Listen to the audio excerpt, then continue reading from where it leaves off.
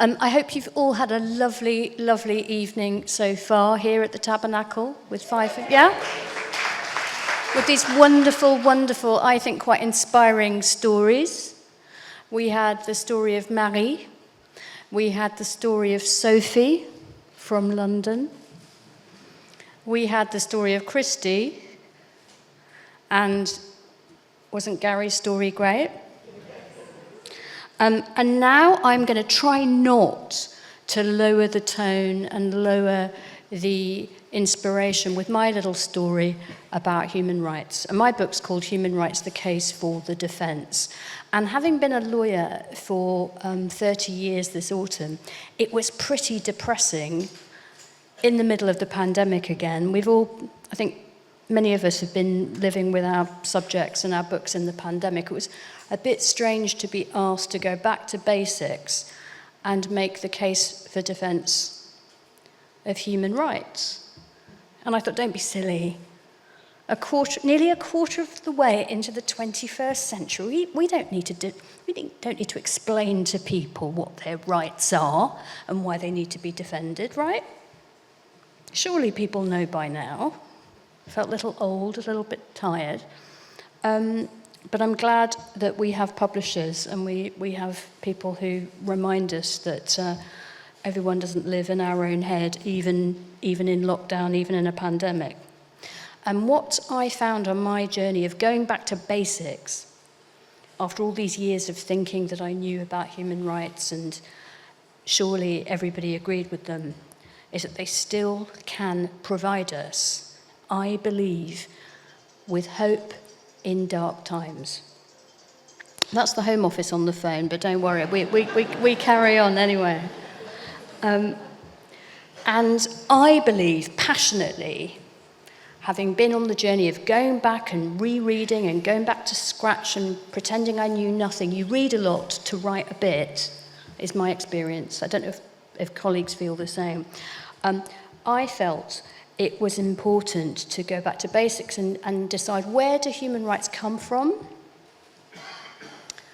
What do the bad guys say? Or the prosecutors, if you like, the people who don't believe in human rights and want us to trash them. And then finally, the third piece is, what will they help us deal with in these very difficult times? So where do human rights come from? Do they come from thin air? Did we just make them up for our convenience, or so that you will buy my book as well as Gary's book and the other books?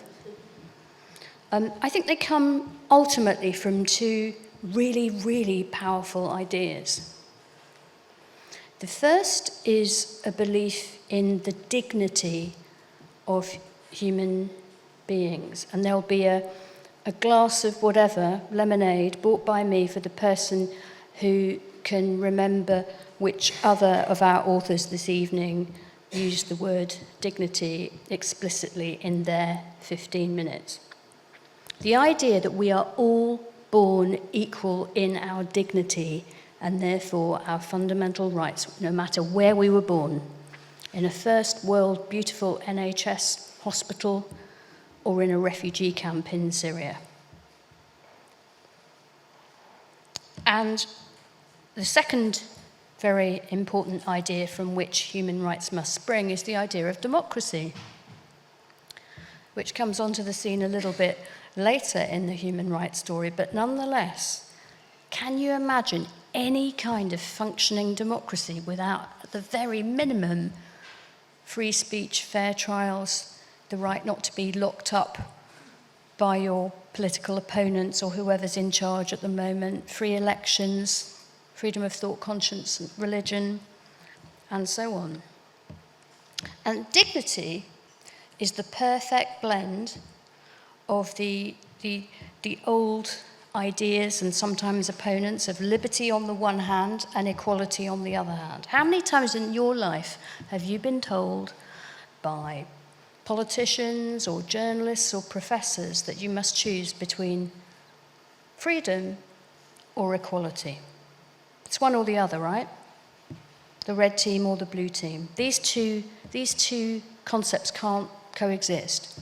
Choose. Freedom or equality? Which one will it be? And I say, Imagine putting that choice to a person in bondage. Put that choice to a slave. Which will you choose, your liberty or your equality? And they will laugh at you. Because liberty is not unfettered freedom for the wolf, and equality is not a conformity that crushes us all into uniformity. So John Stuart Mill was wrong. Just saying, no disrespect. He was famously wrong when he called fundamental rights. He was criticising the French Declaration of Rights all those years ago. He was saying that rights were nonsense on stilts because he believed that the only rights come from the political community, from the state in which you live. But those aren't rights. Those are privileges that can be given and taken away by the government of the day from the people who are popular or vulnerable or in or out of fashion at the moment. People from Romania and not from London, perhaps.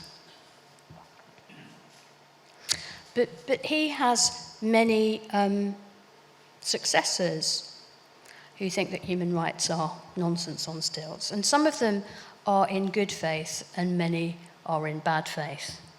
And you will know that outside this wonderful theatre, all over the world, there are hard men of populist politics who put our rights and freedoms in peril everywhere.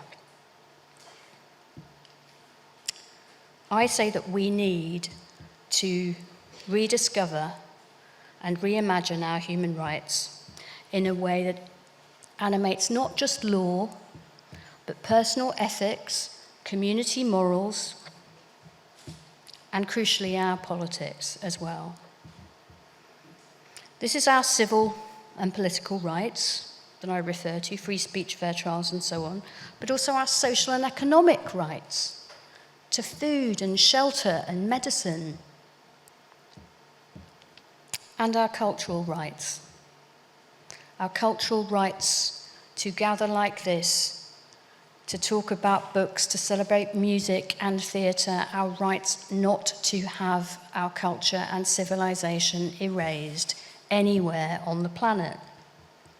Now, some of these rights are qualified. I can't have absolute privacy if I want to be in community with you. And some of these rights must be absolute, like the right not to be tortured. And the key to the human rights kingdom is the principle of equal treatment when we decide how to apply human rights to other people. Why is equal treatment the most important of all the human rights? Even more important than torture or speech or conscience. How can that be, this slightly strange academic-sounding right to equal treatment or non-discrimination or empathy? Because I suggest that if we all practiced equal treatment, non-discrimination, no hypocrisy, there would be no torture.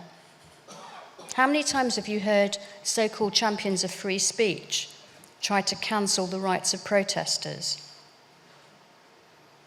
Some speech is free and other people's can be a little bit more expensive, it would seem. So who are the prosecutors? If I'm making the case for defence of human rights, who are the prosecutors? Well, some of them are, of course, extreme nationalists.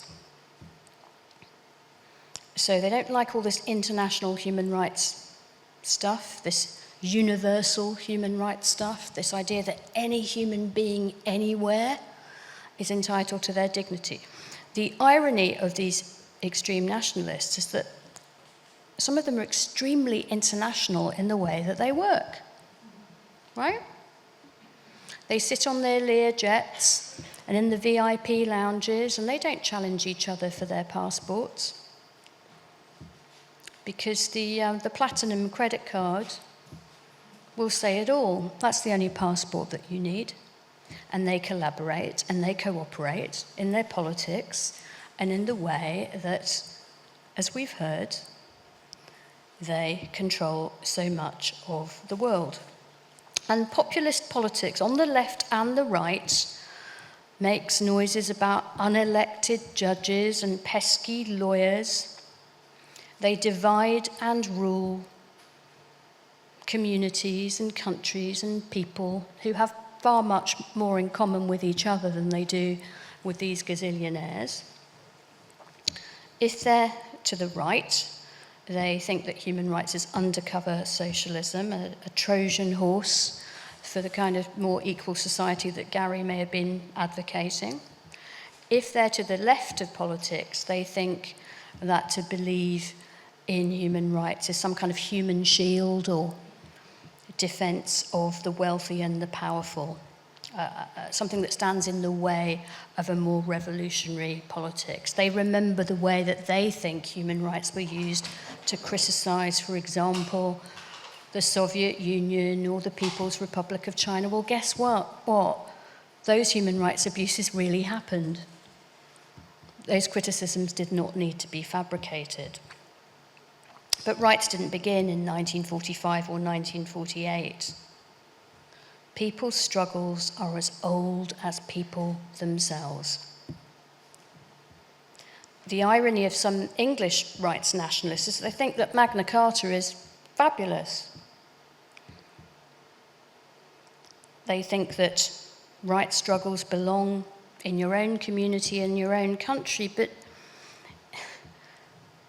certainly for at least 2 centuries, struggles for suffrage and against slavery, and in ages of empires and holocausts and aeroplanes and atom bombs, the people needed to unite even across these national borders against the powerful. And I suggest that that kind of unity, that kind of internationalism is even more important today than it was then. So what next? What can our human rights values that all spring from dignity, what can they do to help us to deal with some of the biggest challenges facing our shrinking and interconnected world today? Well, Gary spoke so eloquently about inequality. Surely the pandemic gave us a bit of a parable about that. Yes, there was enormous and wonderful innovation in rich countries, and the vaccines came so much quicker than many of us had feared. But remember the story of rich countries hoarding that knowledge for themselves and not sharing the recipe with the poor. Remember the Serum Institute of India manufacturing vaccines to send to the West whilst dead bodies floated down the sacred Ganges River. Think of the new continent that is the internet and AI, and the way that it is not currently subject to the rule of law, let alone to democracy, and the way that our personal data and our faces and our location data and our information is being monetized in hateful ways. Even democratic elections can be manipulated. It is time to bring suffrage and democracy and the rule of law to that continent as well. We need new treaties, not a tearing up of existing ones. And yes, the Security Council of the United Nations needs to be reformed, because those world cops, the permanent members of the Security Council, are sometimes, some of them, a threat to security and not its protectors. All of this points to more rules, more cooperation, more internationalism and not less. But it all begins by knowing your rights and freedoms. And that's why I wrote this book. It's not a law book, it's not a textbook. It's a book for any politically interested human being to educate themselves about what they have to lose. The hope begins with all of you. Thanks for listening.